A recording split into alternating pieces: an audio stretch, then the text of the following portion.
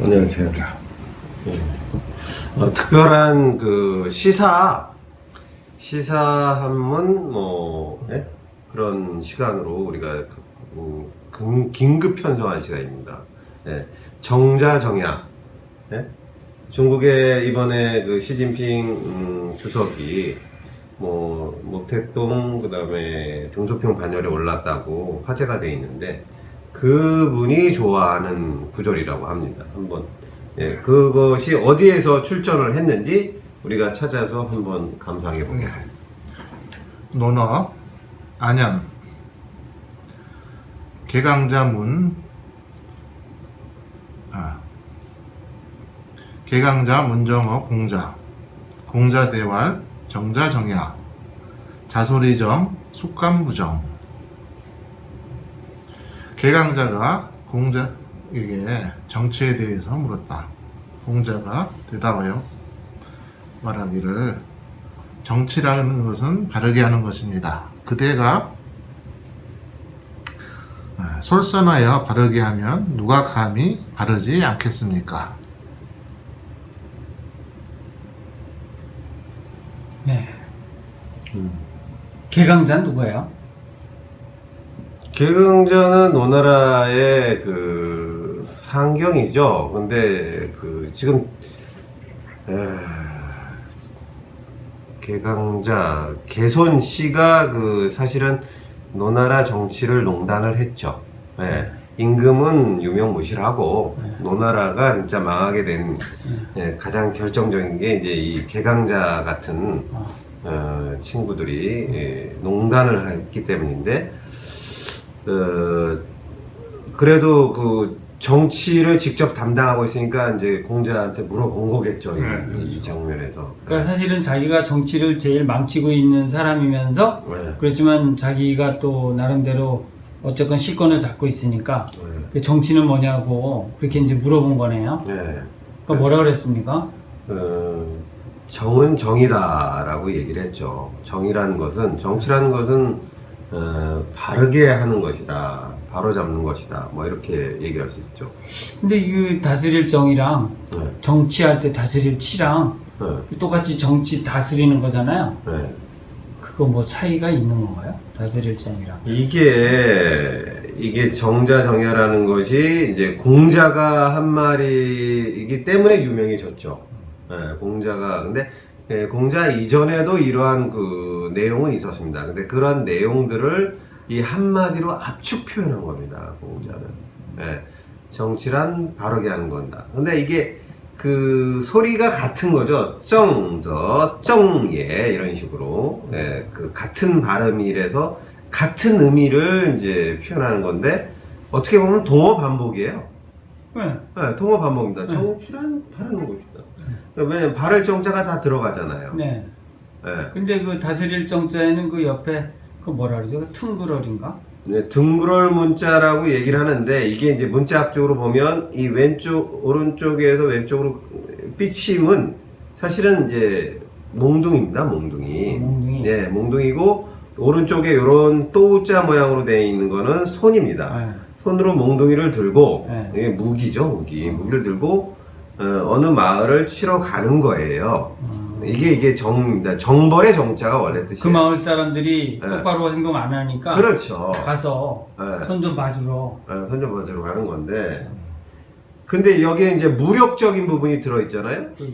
근데 거기서 공자는 이 무력적인 부분을 떼버렸어요. 그러네. 몽둥이하고 손을 떼버렸습니다. 뭐냐면 이제 수문덕이라고 공자가 얘기한 것처럼 이제 그 수양을 해서, 그러니까 이거는 잘못된 곳을 가서 때려잡는 것, 남의 잘못을 고치는 쪽에 무력적인 수단을 통해서. 그렇지만 공자는 이걸 뒤집습니다. 내가 스스로 바라야 된다는 겁니다. 귀신부정, 숙부리정, 뭐 이런 식의 얘기를 하지 않습니까? 네가 똑바로 해야지. 남 탓하지 마. 이 얘기예요. 그러니까 원래 정자는 남 탓하는 것에 의미가 있어요. 너 나쁜 놈들이야, 이렇게 얘기를 하는 거였는데, 그래서 공자는 특이한 인간이에요, 제가 봤을 때는. 그 향당편 보셨잖아요. 이게 요리가 바르게 잘리지 않으면 먹질 않고, 할부정부식. 예. 뭐 자리가 바르지 않으면 앉지를 않고. 이게 뭔가 정에 미친 사람 같아요. 뭔가 개혁에 미친 사람이야. 뜯어 고치는 거. 뭔가를 좀 바로 잡으려고. 네, 바로 잡으려고 자기가 먹고 자는 거, 앉는 것도 바른 거예요, 이게.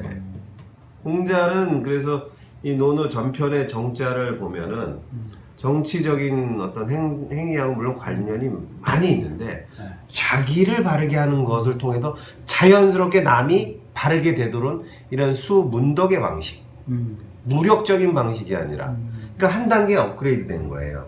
그 전에는 개강자는 저기 세금 좀 많이 붓고 안 내는 놈들 때려잡아라 이런 대답을 기대했겠죠.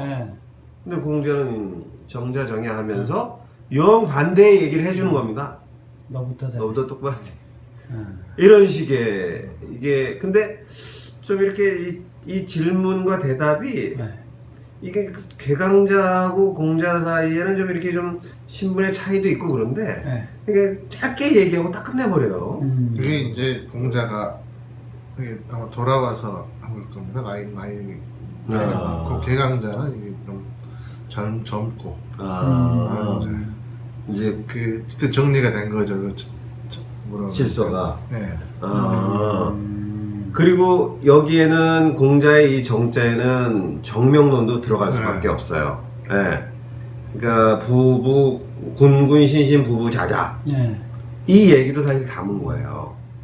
네가 신하인데 막 임금 제끼고 네 멋대로 세금 걷어서 창고에다 쌓아놓고 이런 것도 이 말에 다 비판이 들어가 있는 거예요. 그렇죠. 아버지가 하던 거 안 하고 엉뚱한 짓 하고 이 망치게 되는 결정적인 계기가 이런 개강자 같은 애들이 개 같은 일을 했기 때문에 그래요. 개강자 아니에요? 개강자. 근데 요즘 그 젊은 친구들이 개 뭐 이런 식으로 많이 얘기하잖아요. 강조의 그 접조를 많이 쓰는데 개강자죠. 네. 자, 근데 바를 정자에는 정말 어떤 뜻이 바르게 한다는 게 뭡니까? 바를 정.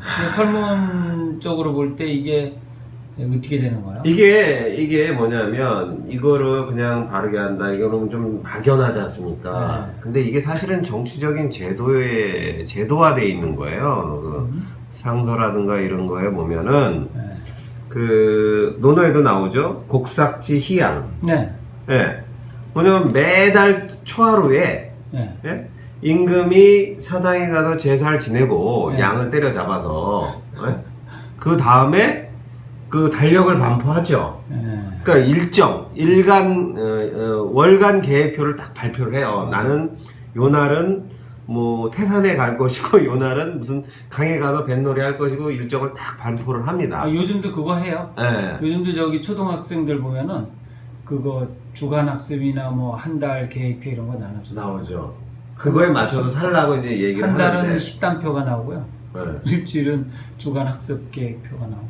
그죠. 근데 그거처럼 이 인사고과 제도가 이게 있어요. 그래서 1년에 한 번씩, 3년에 한 번씩 재우는 천자에게, 대부는 제후에게 가서 정하는 기간이 있는 거예요. 순수와 술찌개 거기에 이제 정이 들어간. 그렇죠.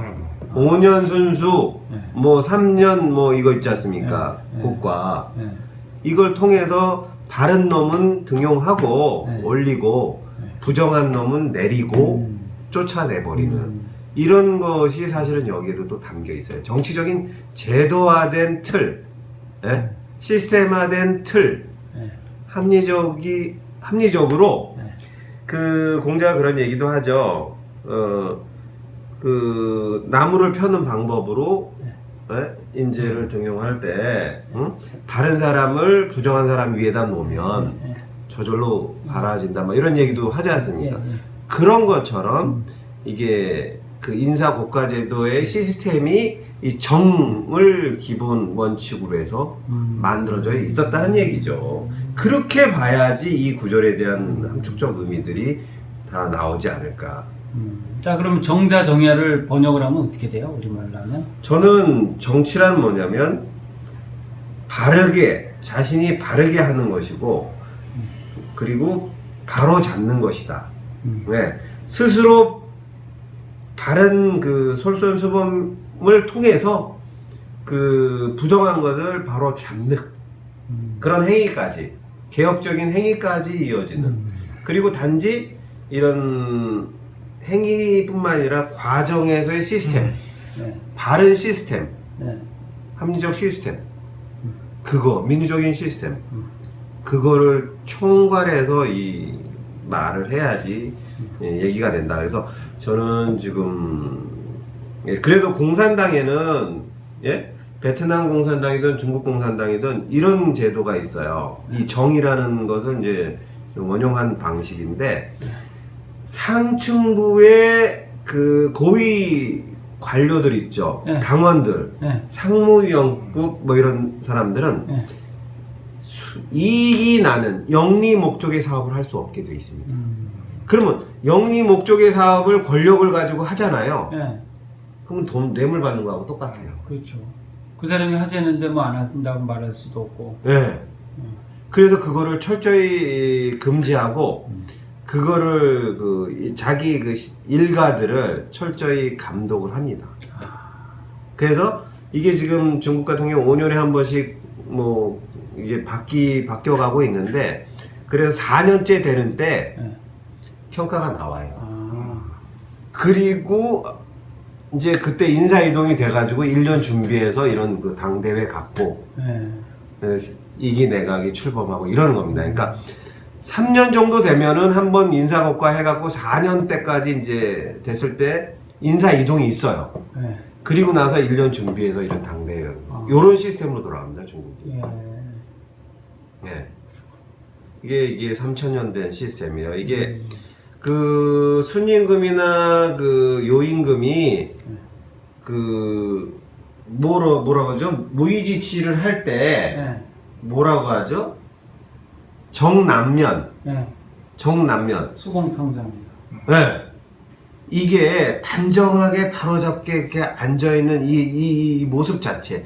옷도 단정하고 이렇게 입고 있는 이 자체가 그 밑으로 촉촉촉촉촉촉촉. 네, 하나의 그 표준이 되고 기준이 된다는 거죠.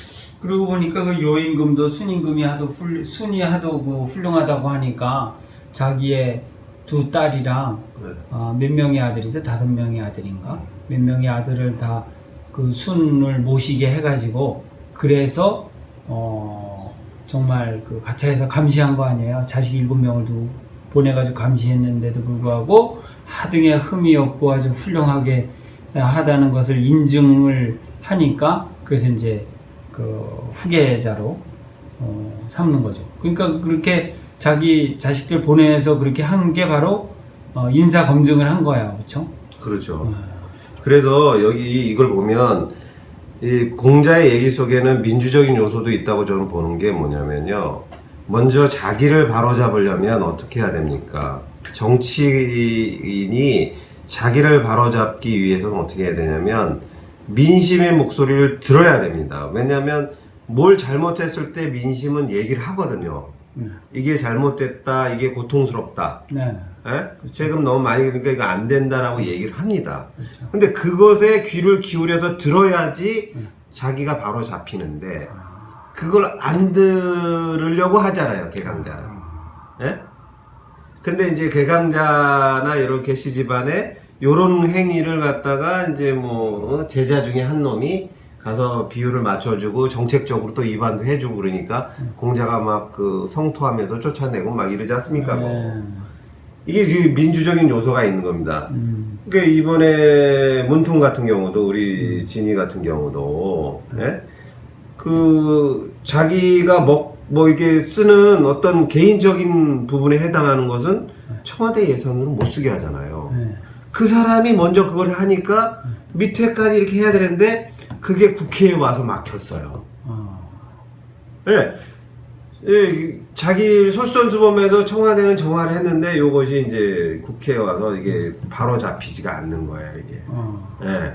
그게 한 단계 한 단계씩 이렇게 바로잡혀 가는 것이 바로 이 촛불 민심을 듣는 그런 행위, 이게 바로 정자정야의 또 다른 측면이 아닐까. 그러니까 한 사람은 민중의 소리를 정확히 듣고 민중의 얼굴을 정확히 보고 그래서 그것으로서 자기 자신을 또 그렇게 바르게 해서 그래서 남들도 다 바르게 되는 효과를 내게 하는데, 어떤 사람은 바르게 보지 않고 바르게 듣지 않고 그래서 자기 몸을 바르게 하지 않아서 다른 사람들도 바르게 되지 않게 하는 그런 효과를 내는 사람들. 그게 바로 이제 그 국정 원통을 해가지고 자기가 뭔가 이 부정했기 때문일 거예요. 제가 예상하기는 자기가 발랐다면 떳떳했다면 국정원이나 이런 그 뭐죠? 기무사 이런 거 동원해가지고 박원순 시장 뭐 이렇게 감시하고 이런 시민 운동가들 이렇게 안 했을 겁니다. 이거 지가 부정했기 때문이에요. 이건 미루어 추측할 수 있는 그런 측면이 있습니다. 예. 그래서 공자가 말하는 것은 네가 문제다. 자소리정. 네가 먼저 네가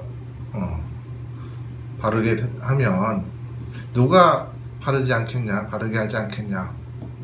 그러니까 리더라고 하는 사람이 먼저 자기 자신을 바르게 하고 그 모습을 보여줘야 되는 거겠죠. 근데 이제 그거를 그 리더의 개인적인 수양의 문제로 환원을 시키면 안 되고, 그러니까 여기서 우리가 이제 그 인문학적인 지혜를 고전해서 뽑아낼 때 지금 현재 우리 이제 시대 상황을 살펴서 거기서 좀 더 한 발 나아가면 좋지 않을까 싶은 거예요. 그러니까 그 리더의 그 뭐 도덕성이나 이런 거 쪽으로 자꾸 해가지고 문제를 그 전면화 시키거나 이제 문제화 시키지를 않는 그런 습관들이 있어요. 근데 저는 이제 그래서 그게 이제 이게 시스템으로 그 민심을 듣는 시스템이 있어야 되고 그것을 통해서 자기가 되고 그 보좌 기관들도 여기에 항상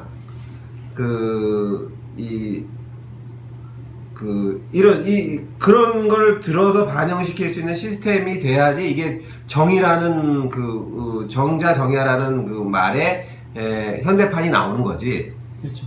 그게 안 되면 안 된다. 그러니까 여기 그 바로 뒷구절이 재미가 있어요. 개강자가 또 물어요. 도적이 많아, 강도가 많아, 도둑놈들 이거 어떻게 하지? 그러니까 공자가 얘기하죠. 네가 욕심을 안 부리면 그 상을 줘도 도둑질 하라고 상을 줘도 안 한다. 그러니까 지금 도둑이 많다는 건 네가 도둑놈이기 때문에 바로 그거죠. 문제의 원인을 찾고 그거를 수정하는 바로잡는 방식에 대해서 구체적인 사례까지도 얘기를 해줘요. 공자는. 네가 문제야. 네가 도둑질 많이 하고 있어. 그렇죠. 그래서 뭐 명박산성 얘기 나오면 저는 이 생각이 들어요. 이 구절이 떠오릅니다. 백성들이 아니 국민들이요, 주권자가 나가서 광화문에서 이렇게 함성을 할 때 눈물을 흘리면서 들었다는 놈이 그 뒤에 한 짓을 보면 이거 완전히 뭐 개강자 같은 그런 개강자 같은 짓을 한 거죠. 그렇죠. 정말 어떻게 바로 잡아야 될지. 소위는 자기가 잘못했을 때 그것을 더 변명을 하고 그럴듯하게 말을 만들어낸다고 하는 말이랑. 그렇죠. 그 앞에 있어요. 그 앞에. 그 앞에 16장, 17장, 18장이 연관돼 있습니다. 이렇게 딱. 그 다음 장은? 그 다음 장? 또 정치에 또 묻네요. 그 무도한 놈을 죽여가지고 정도를 걷는 사람에게 나아가게 하면 어떻겠냐. 일단 죽이려고 하네요. 죽이는 사람. 야, 이번에 그 광주의 그 총탄 헬기 사격, 그 다음에 하는 짓들이 이번에 낱낱이 드러나고 있지 않습니까? 똑같은 짓을 한 거죠, 이거 지금. 무도하지도 않은 사람을 죽였으니까 이거보다 더한 놈이죠. 참, 그렇지. 자, 근데 이제 시진핑이 네. 이 정자정야를 좋아했다. 이거를 어떻게 이해를 해야 돼요? 그러니까 지금 얘기한 것처럼 일단 자기 주변의 사람들이 이권이나 권력을 통해서 이권에 개입하지 못하게 하는데 시진핑이 먼저 노력을 했을 거고요. 그걸 통해서 그런 그 명분을 정명을 얻어서 예? 그 밑으로 바로잡고 나아가서 이제 5년 만에 네. 자기 스타일의 정치를 하게 됐다. 네. 그것의 가장 핵심이 정의였기 때문에 시진핑이 이 말을 자기가 많이 쓰고 많이 인용하고 네. 그리고 지금 중국몽 네? 네. 쫑거멍이라는 말을 시진핑이 많이 쓴단 말입니다. 네. 그 말을 많이 만들었어요. 중국의 비전. 네? 왜냐면 서세 동점의 시기에는 중국은 종이사자, 병든 사자 그렇죠. 이렇게 했다가 이게 지금 100여 년, 150, 60년 만에 다시 이제 원상 복귀된다고 느끼고 있는 거죠. 그래서 중국몽을 실현하기 위해서 자기는 발을 정을 통해서 이 꿈을 이루겠다라는 이 그 정도의 그걸 보여줬는데 오래된 권력은 썩게 마련이죠. 네. 역시 한 번 바르게 됐다고 바른 사람이 아니라는 거예요. 네, 그럼 갑자기 호연지기가 생각나네요. 네, 한 번 바르게 뭘 했다고 바른 사람이 아니라 네. 그걸 계속 네. 매일같이 바로잡을 수 있는 그런 사람이야지 된다는 거죠. 그래서 시진핑의 이기 내각의 기대를 많이 하면서도 그 주변 사람들이 정말 이 바른 사람이었다가도 바라지지 않을 수가 있기 때문에 참 시스템으로 이게 컨트롤하지 않으면 사람은 쉽게 유혹에 빠지는 겁니다. 공산주의가 사실 그런 유혹에 빠지기 쉬운 체제의 특성을 갖고 있다고 생각하는데요. 그렇죠. 그래서 그 절대 권력은 절대 부패라는 말이 있습니다. 권력이 강화될수록 부패는 이렇게 무력을 써서 감옥에 막 사람들 잘못한 사람을 막 넣는다고 해서 그게 없어지는 게 아니라 오히려 밑에 잠복돼서 더 그 근원이 이렇게 더 단단해지고 부패 사슬이 더 단단해지는 그런 거기 때문에 공자의 방식이 맞는 거죠. 무력으로 때려잡는다고 해서 해결되는 거 아니라는 것은 공자는 간파한 거예요.